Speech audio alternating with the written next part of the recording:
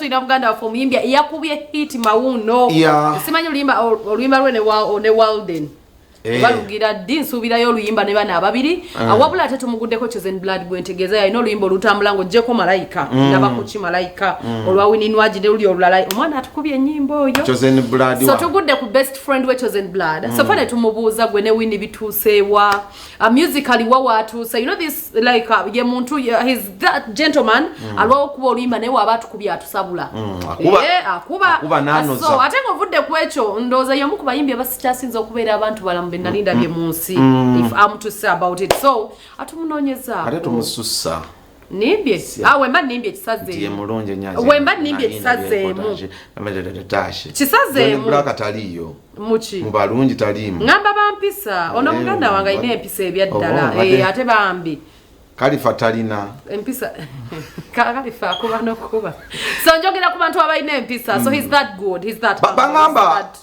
yakwata is it Mr. Muliso how true is that mukwano Mr. Lee ono mu bantu b'endabye abatayagadde bakyala baabwe n'akasookera ku Chozen ono mwana ne waba asitula ekyuma wali cash gym ayogera kimu mama baby gyali afumbye ettooke ne muwala we wamulaba ne birthday babi by the way he loves his family so much so nze sisuubira bino birala bye boogera okusinziira ku mbeera ze atunyonyodde musically how far n'atunyonyola bye ne wininwaje kimanyi twali tumanya abo abaana beerimu nnyo kumbe baali ba best bambi you know you people tujwetega ebigambo kyogamba tebewunzikira tebennyukira mu munne they were friends with benefits friends no just friends because they are friends with benefits kati gwoche omuntu wakosibako osanyuka we are friends. No, actually, we are sisters and brothers. And about they were sisters and brothers friends. Who told you so? He said so. He said so. Okay. Even last week they were out. With her? With the Nwaji. Malaika. Katso tulabe interview y'omwana ono ng'atunyumiza musically how far. Bichi bye tusuubira mu yenga Chozen. N'ebirala bingi ne ku kakyala ke tubadde tumwogerera. Akamistali ke bagamba. Akamistali ako. Mulidde nnyo lately nti yakwata Mistali Muliso. Sikiwa bambi. There is no smoke without fire. Ayinza banga just bamulaba nako. Yabyewakanya ate munawe n'okutwala ekigambo omuntu kyabakuwadde. Very true. Woli kyaliwe katubira. Sinza nakwongerako ki.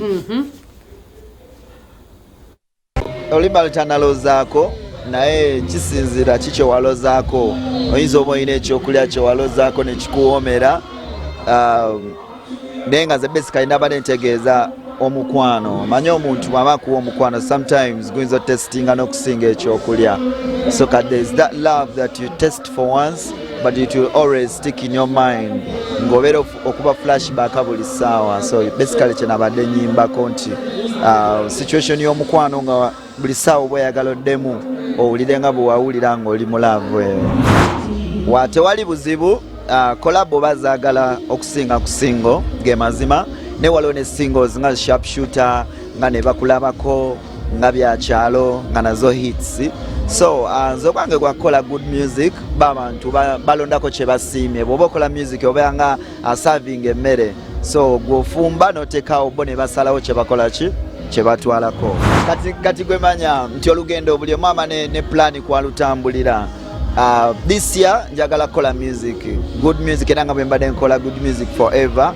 towards the year or at the start of next year planning okukola concert naye mbasaagala kupapa mba nina okwetegeka because nze abantu banjagala from nowhere like saabesibaako saabakakabukasi kyova olaba laavu yaabwe njiwa ekitiibwa era nsigala nga mbawa music because si planning akikola nti oba for few years nkireke this is a lifestyle music ye mama wange ye tata wange yandabiridde kuva nga ndi muto nayimba oluyimba Pressure Love nga nakamala senior 6 abantu ne balwagala badde bampa ssente zaabwe kwendya kwenyiriridde ke kanyiriro konna kolaba mukwano gw'abawagizi bange so saagala bapapya oba kubawa bitatuukiridde ogamba kuloza ku love ebbanga terinagenda ddene ng'obbye omukyala wali nga mbadde sinagawulirako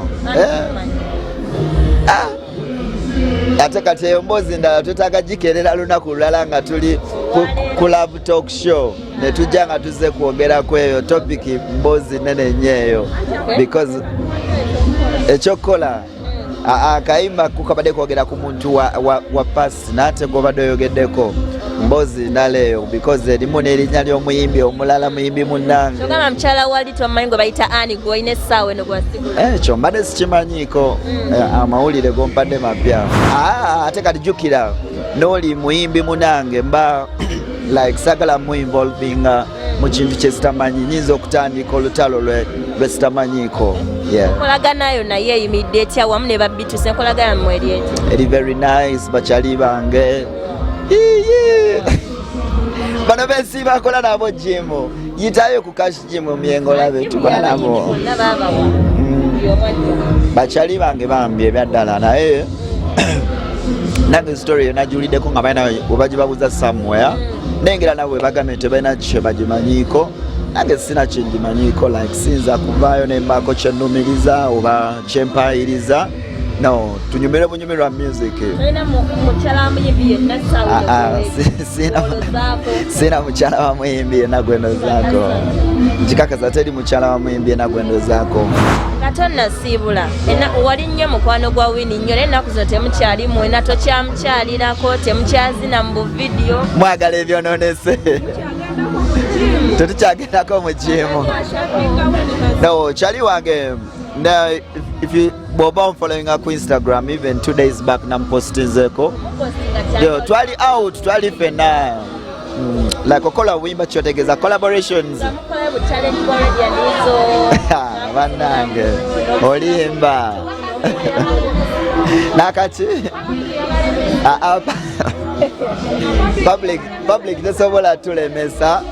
Omukwano gwaffe gwo gwaluberera because munange omukwano tebagugula omukwano sigwa sente bomba mukwateganye Katonda yabeera akikoze so we good and friends for life. Fire baby, much love. Nga tunagenda wala buli mwena mukwagala kukyusa bukulembeze saha sindi owagirana. Nze munange nno nsinga kuwagira King Saha nene sindi waba ayisemu simwinako obuzibu because ekisingira ddala obukulu twetaaga obukulembeze. Oshegede obani ayina ayisemu ndi ready okolagana naye wadde nga nadyagadde musajja munnanga atufuge neno omukyala ne bwaba ayisemu ndi ready okolagana naye kuba obukulembeze tubwetaaga. Okay. Olugambo lwebadde nnoonya ofunye kwate ebintu. Omanyi kyemmanyi mu ndongo waliwo kye bayita recycling. Abana recyclinga. Olina ina ka girlfriend okasanga tekaliwo oli. Wabula abaana bo beyitamu. Noyita mu bakyala ba munno bonna n'obakoloti. Nenge byabano byose bituufu. Tetuli ku bano tetuli. Bana ebifaananyi bya Glenn we biri birthday boy. I read his watch.